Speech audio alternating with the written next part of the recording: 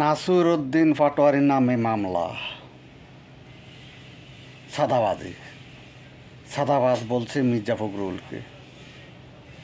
যখন আওয়ামী লীগ আমলে আপনাদেরকে সন্ত্রাস বলছে, তখন আপনি কোথায় ছিলেন? কোন জায়গাতে লুকিয়েছিলেন? তখন কিভাবে আপনারা ধৈর্য ধরে থাকছিলেন? তখন তো কানে নেন নাই।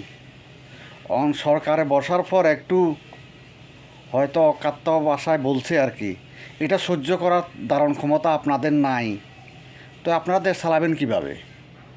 হ্যাঁ, যখন আওয়ামী লীগ আমলে নির্যাতন করছে, সন্ত্রাস বলছে, কেলেঙ্কারি বলছে, তখন আপনারা কোথায় ছিলেন?